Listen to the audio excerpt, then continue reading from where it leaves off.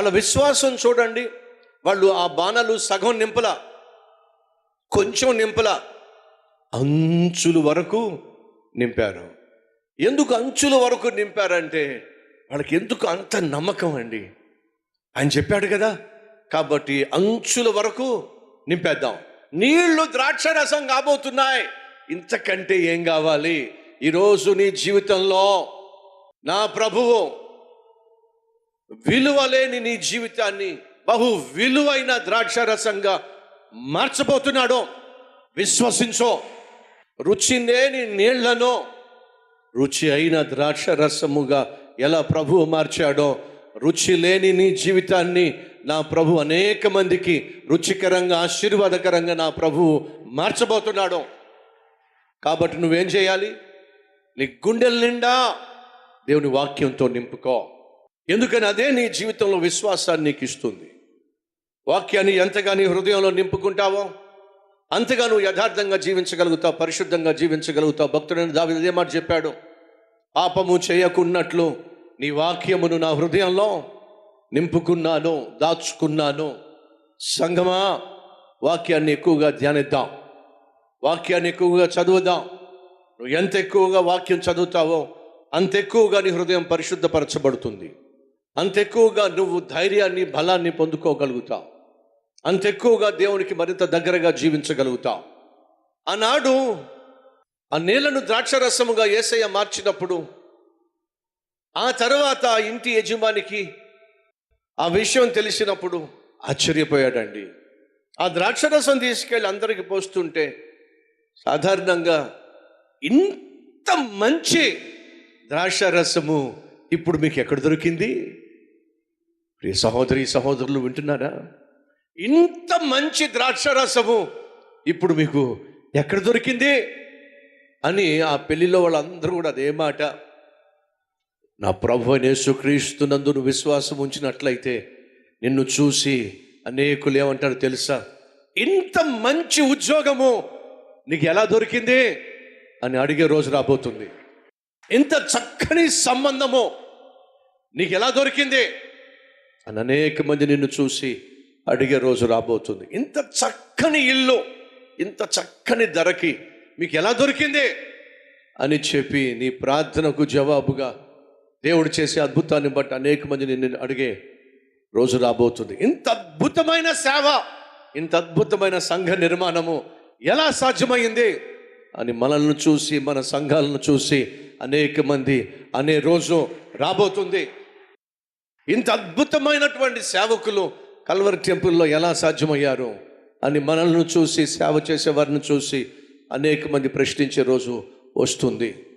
ఇంత మంచి భర్త, ఇంత మంచి భార్య నీకు ఎలా దొరికింది, ఎలా దొరికాడు అని నిన్ను చూసి అడిగే రోజు రాబోతుంది. బాగా చదువుకుని నీ పిల్లలను చూసి ఇంత చక్కగా చదువుకోవడం మీ పిల్లలకి ఎలా సాధ్యమైంది?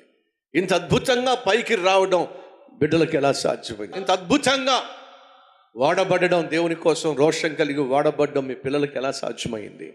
నా ప్రియ సహోదరి సహోదరులు, మన ప్రార్థన త్వరలో ఈ అద్భుతాన్ని చేయబోతుంది. అనేక మంది ఇంత చక్కని ద్రాక్ష రసము మీకు ఎలా దొరికింది అని ఎలా ప్రశ్నించారో, అలాగే నిన్ను చూసి, నీ జీవితాన్ని చూసి, నీ కుటుంబాన్ని చూసి, నీ ఉద్యోగాన్ని చూసి, నువ్వు కలిగి ఉన్నటువంటి స్థితిగతులను చూసి అనేక మంది ప్రశ్నించే విధంగా, ఆశ్చర్యపడే విధంగా నా ప్రభువు చేయుటకు సమర్థుడు. అనగా ఆ రోజు వారు అడిగిన దానికంటే, వాళ్ళు ఆశించిన దానికంటే, వాళ్ళు ఊహించిన దానికంటే శ్రేష్టమైన దాన్నే ప్రభువు అనుగ్రహించాడు. అది నా ప్రభువు చేసిన అద్భుతం. 2, వ్యాపారంలో అద్భుతం. ఆ రాత్రంతా ఒక చేప దొరకలా, వలలు ఖాళీ అయిపోయినాయి, పడవలు ఖాళీగా ఉన్నాయి, కడుపులు ఖాళీగానే ఉన్నాయి. ఎంత ప్రయాసపడినా చేపలు దొరక నిరాశ నిస్పృహలో ఉన్నప్పుడు యేసు అన్నాడు, మీ పడవలను లోపలికి తీసుకెళ్ళండి, లోతుకు తీసుకెళ్ళండి. ప్రభువా, రాత్రంతా మేము ప్రయాసపడ్డాం, ఒక చేప కూడా దొరకలా, కానీ నీ మాట చొప్పున నువ్వు చెప్పావు కదా, చేస్తామయ్యా. అదొక్కటే సీక్రెట్ అండి. సహోదరి సహోదరులు, మన జీవితంలో జరిగే అద్భుతాలకు సీక్రెట్ ప్రభువైన యేసుక్రీస్తు చెప్పింది చెయ్యటమే, ఆయన మాటకు లోబడ్డమే మన జీవితంలో విజయానికి, జరిగే అద్భుతాలకు సీక్రెట్. రాత్రంతా మేము ప్రయాసపడ్డాం, ఇదే సముద్రంలో ఇదే పడవలతో వెళ్ళాం, ఇవే వలలో వేశాం, ఒక చేప కూడా మాకు దొరకలా. అని నువ్వు చెప్తున్నావుగా, నీ మాట ప్రకారం చేస్తామయ్యా. లోతుకు వెళ్ళారు, వలలు వేశారు. ఎలా చేపలు పడినాయి, ఎలాంటి చేపలు పడినాయి? వలలు పిగిలిపోయేంతగా, పడవలు మునిగిపోయేంతగా విస్తారమైన చేపలు. ఆయన మాట వింటే, ఆయన మాటకు లోబడితే, ఆయన నీ జీవితం అనే నావలో ఉంటే, సహోదరుడా సహోదరి, నువ్వు అడిగిన దానికంటే, నువ్వు ఊహించిన దానికంటే అత్యధికముగా ఇచ్చుటకు నా దేవుడు చాలినవాడు.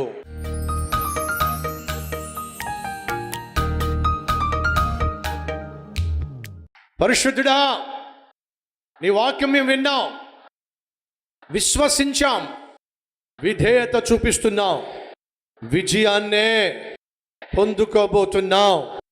అటు ఆత్మీయంగా, ఆరోగ్యంగా, ఆర్థికంగా, అన్ని విషయాల్లో నీ విజయాన్ని, నీ అద్భుతాన్ని పొందుకోబోతున్నాం. సైతాను తలపెట్టిన ప్రతి ఆటంకాన్ని, అభ్యంతరాన్ని, అపాయాన్ని యేసు నామములో లయపరుస్తున్నాం. విజయాన్నే, అద్భుతాన్నే యేసు నామములో విడుదల చేస్తున్నాం.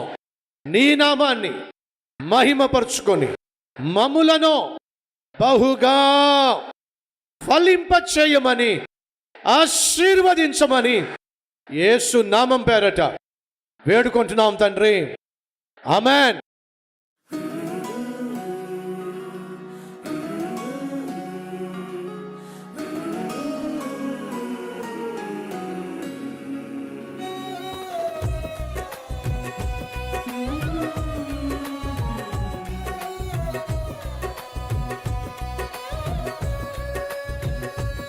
ఈ అద్భుతమైన క్లుప్త సందేశం మీకు నిజంగా ఆశీర్వాదకరంగా ఉంటే 10 మందికి షేర్ చేయండి, అలాగే లైక్ చేయండి. అంతేకాకుండా ఒక చక్కని కామెంట్ కూడా పెట్టండి. సోషల్ మీడియా ద్వారా ఎంతోమందికి విలువైన సందేశాన్ని షేర్ చేసే అవకాశం ఉంది కాబట్టి మీ ప్రయత్నం మీరు చేయాల్సిందిగా కోరుతున్నాను. మళ్ళా రేపు ఒక క్లుప్త మార్నింగ్ డివోషన్తో ముందుకు రాబోతున్నాను.